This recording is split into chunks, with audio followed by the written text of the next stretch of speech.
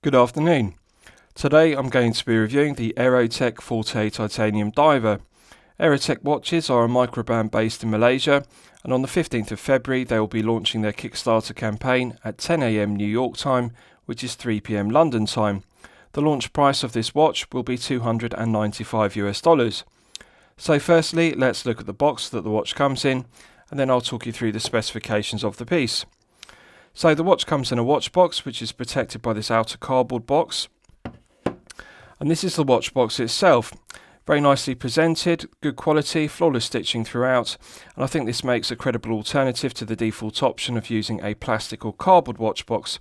Hinged lid, and the interior is fully lined with an attractive velour fabric to a high standard. So excellent quality watch box. This is the kind of watch box one would expect to see with a more expensive piece, not a watch costing $295. So Aerotec deserve full credit for that. With regards to the specifications of the piece, this is the Aerotec Forte Titanium Diver. It's available in several dial colour options and also case finishes. This is the AF7 version, which is the black PVD coated version with the black dial. With regards to the dimensions, it's a 40mm case diameter. We have a 46mm lug-to-lug measurement, a thickness of 12mm, and we have a lug width of 20mm. The Zulu strap is made from ballistic nylon, and it's 20mm at the lugs and straight and parallel down to the Zulu buckle and tang. 316L grade stainless steel hardware to the Zulu strap, which is black PVD coated to a high standard. So I'll show you the underside of the strap. Flawless stitching throughout. The Zulu keepers are stitched either side to a high standard, so they're not going to slip out of position. And the quality of the ballistic nylon is very high grade, so this strap is going to be durable and last for a good length of time.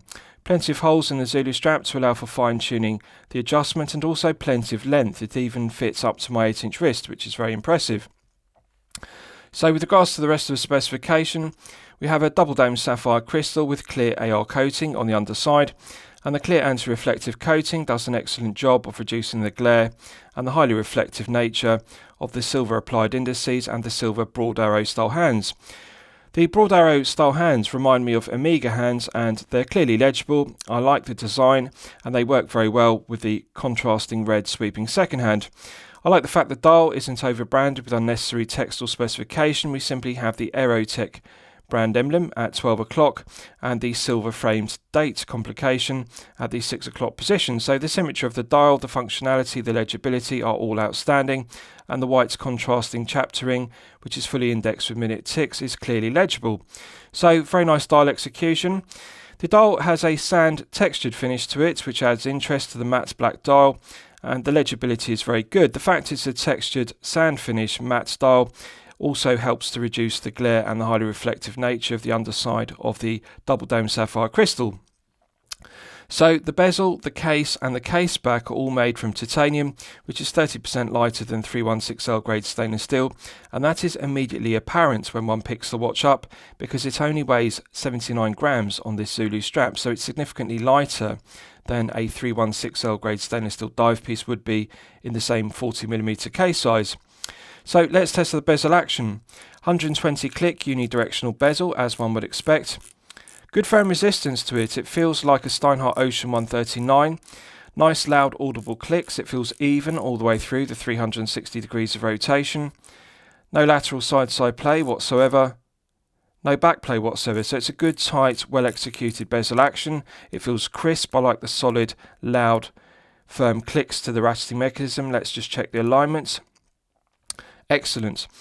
The Lume triangle fully aligns correctly with the 12 o'clock applied Arabic numerals. So excellent. No lateral side-to-side play, no back play, and perfect alignment. This is a very good bezel action. The titanium bezel is black PVD coated, and the engravings to it, the minute 6 and also the Arabic numerals, are fully inlaid with Swiss BGW9 Superluminova, as is the triangle at the 12 o'clock position. With regards to the crown, it's made from solid titanium, no old finish, and it's signed with an embossed Aerotec brand emblem to a high standard. So let's test the screw down crown action. It feels smooth. There's a firm resistance to it. The movement used, which is the Miyota 9015, has a characteristic pop. It pushes the winding stem out with a spring-loaded action. In the first position, it's the manual wind position, and one can manually wind the Miyota 9015 to top it up to its maximum 42-hour power reserve. Pulling it out to the first click position is the quick set date complication position. If you look closely at the 6 o'clock position, you can see the quick set date works as one would expect. It's got a smooth date changeover rather than having a click, and it's an absolute pleasure to set the quick set date. Pulling it out to the second click position is the time setting position. Nice firm resistance to the 9015. It feels slightly smoother than the NH35A, which you'll all be familiar with, and it's an absolute pleasure because there's no back play in the movement. It feels like a nice tight gearing in it. As you can see, the movement has hacking. I've now hacked the second hand, so one can stop the second hand dead to set the time precisely to the second. Pushing it back in, it's got a nice positive click, and that restarts the movement. So let's test screwing it back down. Firm resistance to it. The winding stem feels very spring-loaded, more spring-loaded than a NH35A. So one's got to give it a good push into the movement, but the thread interface is excellent. The internal thread of the titanium crown immediately picks up the thread of the external thread of the stainless steel crown tube. So the screw down titanium crown provides an effective hermetic seal to 200 meters. Now I'll show you the Caseback because it's a unique feature of the Aerotec Forte titanium diver. Rather than using a screw down exhibition Caseback or the conventional screw down stainless steel Caseback, they've put a diver's helmet, as you can see, and the window is glazed, as you can see. So engraved to a high standard, and it's something different, and I think Aerotec deserve credit for coming up with a different design. The engraving really is very high grade, nice detail to it, and it's made from titanium, which is lighter than 316L grade stainless steel, and PVD black coated to a very high standard, as you can see.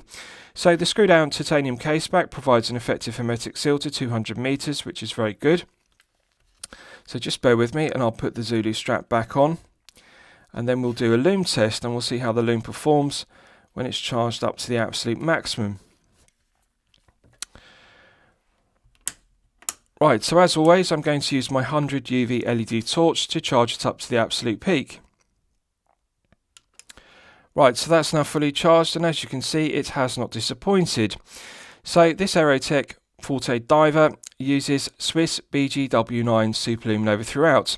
They've done a good job with the fully lumed bezel insert. As you can see, the minute ticks are clearly legible, as are the large Arabic numerals and the triangle at 12 o'clock. The fully loomed Arabic numerals at 12 o'clock give good orientation to the dial. One can clearly tell where the 12 o'clock position is on the dial. And the Omega broad arrow style hands are also clearly legible. So the Lume is glowing brightly, and it will continue to glow for a good length of time. And BGW9 gives a nice aesthetically pleasing blue tone to it. So the legibility, the symmetry, the functionality of the dial are all very good. They've made the correct decision by citing the date complication at 6 because it retains the symmetry of the applied indices. So the legibility is very good, and I think they deserve credit for not cutting any corners with regards to the quality of the Lume used. Right, so let's discuss the movement used because it's one of my favourite aspects of the piece. This uses the Miyota caliber 9015, which is made in Japan. I regard the 9015 to be a level above the Seiko NH35A, which is a popular choice for microbands. And Aerotec watches deserve full credit because they could have chosen the less expensive option of the NH35A at $295 US. That is the movement one would expect for a microbrand. The 9015 is really equal in quality to the Sellita SW200-1 or the ETA 2824-2. I regard it as higher quality and more accurate than the NH35A. So it has 24 joules. It runs at 28,800 vibrations per hour and a frequency of 4 Hz. It has hand winding and hacking, which is used for complications, and a 42-hour power reserve, which is perfectly acceptable. The stated accuracy is plus or minus 10 seconds per day to plus or minus 30 seconds per day, so a rather wide accuracy range. However, I want to give due credit to Aerotec watches because they are well regulating their 9015 movements to a very high standard. This one is running consistently at plus 5 seconds per day. So that's the kind of accuracy one would expect to get from an SW200-1 or alternatively an ETA 2824-2, and for that reason I regard the 9015 to be equal in quality to the aforementioned movements. So plus 5 seconds per day, really good accuracy. 42-hour power reserve is very good. The 9015 is a reliable, well-proven workhorse movement. The quality control, the build's quality, the quality of the materials are all excellent. It's one of my favourite Miyota movements, and I think it's the correct choice for this piece. So lastly, I'll summarise the piece. What do I think of it overall? Well, when I'm considering reviewing a watch on my channel, the watch should meet two criteria. It should be both excellent quality and excellent value at the respective price point. So the launch price of this watch on the 15th of February will be $295 US. Yes, I consider it to be excellent quality, and yes, I consider it to be excellent value. The specification for the price point is very strong.